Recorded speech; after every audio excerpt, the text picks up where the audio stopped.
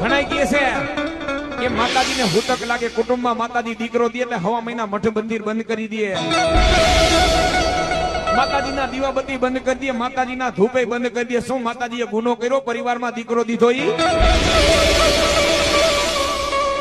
મારી માં ખોડિયાલ સુમલજે પરમાના ઢોલિયા માથે હુયાણી થઈને આપોઆપ જેથી નવખંડનો જન્મ કરાવ્યો તેથી મારી માને હુતક નહોતું લાગ્યું.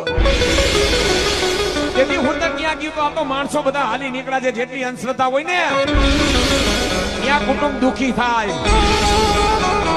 જેટલી તમે અંધશ્રદ્ધા રાખો એટલે કુટુંબ એટલું ધંધે લાગે. બાકી કુટુંબની માલિકો મારી માં દીકરો દે ને દીકરાનો કોઈ દી હુતક નો લાગે. હુતક ક્યારે લાગે? 20 વર્ષનો દીકરો, 25 વર્ષનો દીકરો.